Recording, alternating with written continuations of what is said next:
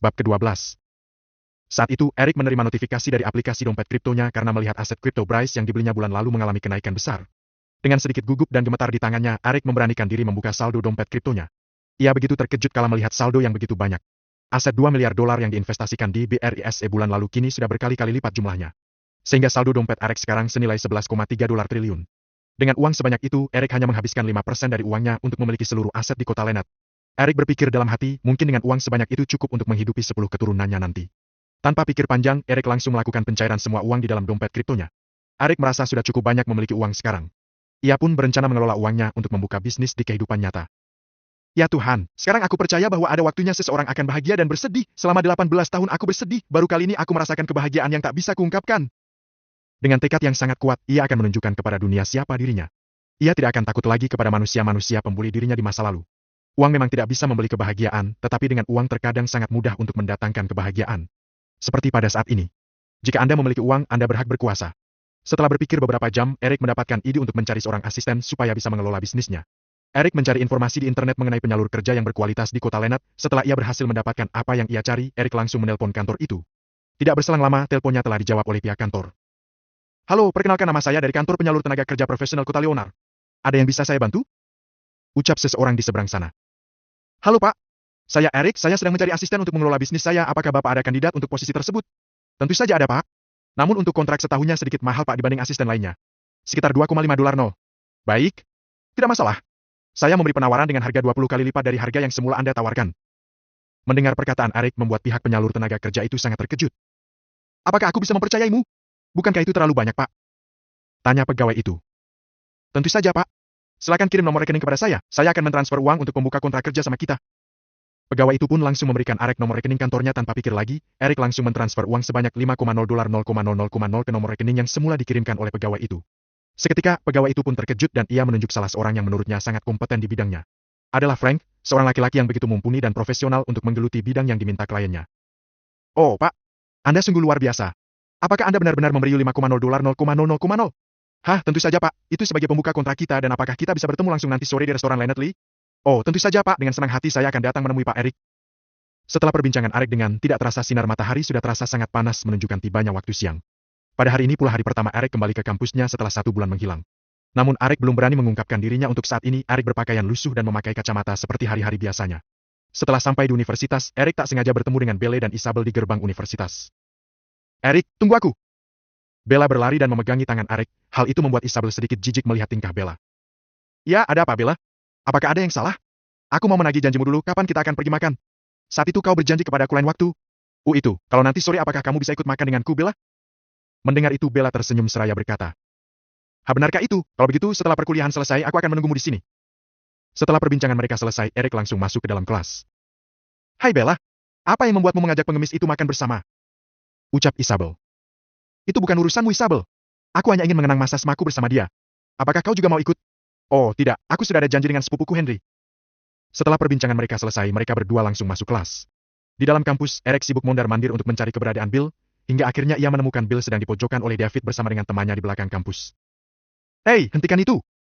Eric berlari mendekati Bill dan menariknya. Oh kemana saja kau Eric? Aku sangat galau dengan ketidakhadiranmu karena tidak ada tempat untuk membuang emosiku. Ketika David berlari dan hendak melakukan tendangan keras ke arah Eric, tiba-tiba datang seorang satpam kampus yang segera membubarkan mereka semua. Hei bocah bajingan, kau selamat hari ini. Lihat saja besok kau akan kucabik-cabik. Setelah berkata seperti itu, David dengan temannya masuk kelas. Eric dan Bill langsung berbincang-bincang setelah sebulan mereka tidak bertemu. Hei Eric, kemana saja kau sebulan ini? Aku tidak pernah melihatmu di kampus dan juga terima kasih atas bantuanmu tadi. Aku ada urusan bro. Aku kesini untuk mengembalikan uang yang kupinjam sebulan yang lalu. Tidak apa-apa bro. Kau bisa mengembalikannya tahun depan kalau kau sudah ada uang. Aku sekarang sudah ada uang, aku sekarang akan mentransfernya ke nomor rekeningmu brother.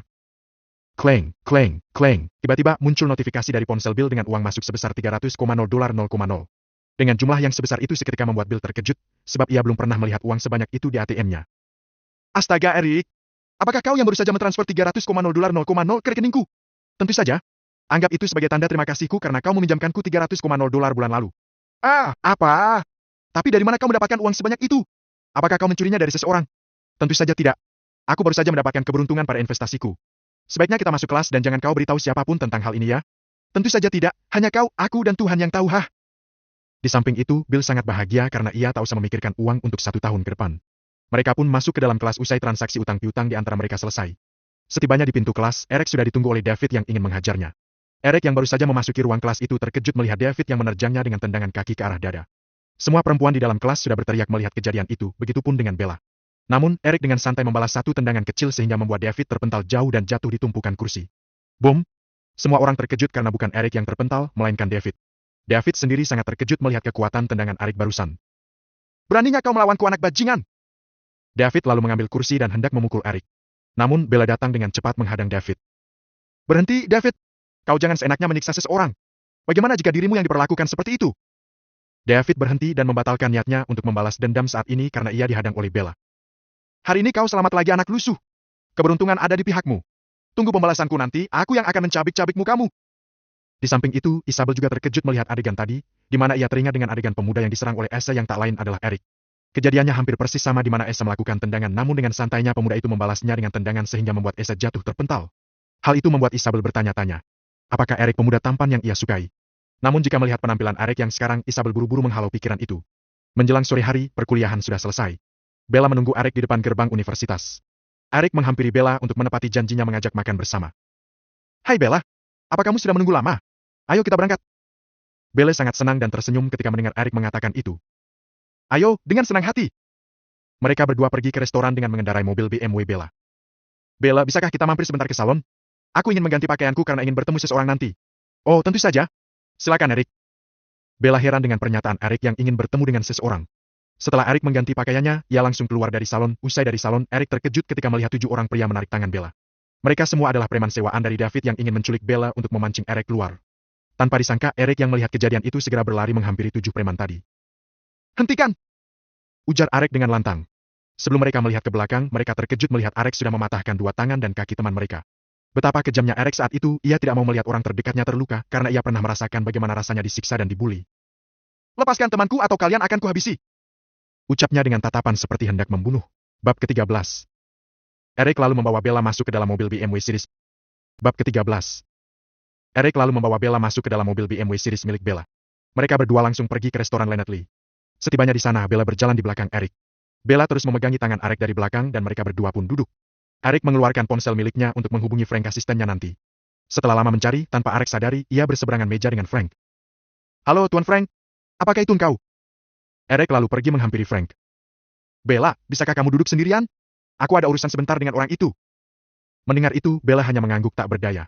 Begitu melihat Eric, Frank terkejut karena sebelumnya dia berpikir jika Eric adalah orang yang sudah tua. Namun ternyata ia salah besar. Eric yang mempekerjakannya masih sangat muda. Hei, Tuan Frank. Apa kau telah lama menungguku? Ujar Eric seraya duduk di depannya. Tidak, Tuan Eric. Aku baru saja datang.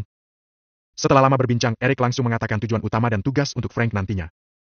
Tujuan saya ke depannya ingin memiliki seluruh aset properti yang ada di kota Lynette ini, dan saya ingin seluruh aset itu diatasnamakan oleh keluarga Brown. Brown nama keluarga Eric dulu, dan nama lengkap Eric tentu saja Eric Brown. Tugas utama kamu adalah kamu harus bisa membeli seluruh properti di kota Lynette ini bagaimanapun caranya. Saya akan menyiapkan dana $900,000 untuk itu.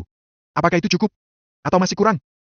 Mendengar pernyataan itu, Frank terkejut sebab Eric ingin memiliki seluruh aset properti di kota Lynette. Tidak hanya itu, juga kaget mendengar Eric telah menyiapkan dana sebesar $900,000.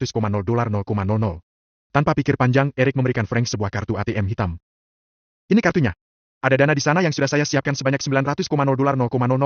Dengan itu, kamu bisa membayar untuk membeli aset ini. Saya akan menjadikanmu CEO di semua aset yang saya miliki. Mendengar itu membuat Frank langsung mengambil kartu dan mengecek saldonya.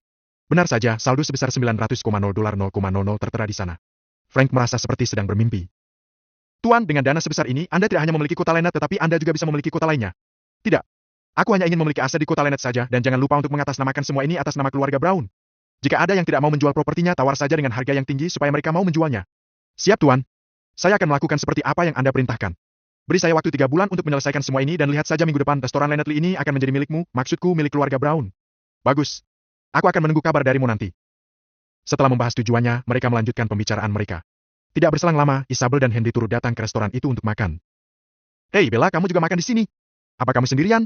Di mana si Eric? Katanya kamu makan bareng sama dia. Oh, Eric? Katanya dia ada urusan sebentar. Bella sendiri tak mau memberitahu Isabel jika Eric berada di sampingnya. Bagus kalau begitu, jadi aku bisa makan dengan tenang kalau anak itu tidak di sini. Setelah Eric selesai mengobrol, Eric langsung datang dan duduk kembali di meja Bella, dan membuat Bella merasa senang. Eric, apakah aku boleh menyuapimu sekali? Tanya gadis cantik itu.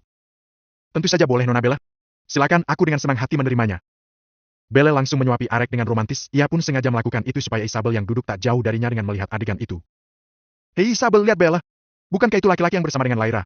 Lalu mengapa dia begitu romantis bersama Bella? Ucap Henry. Ah iya betul. Isabel terkejut karena orang yang dia sukai tengah duduk romantis bersama Bella.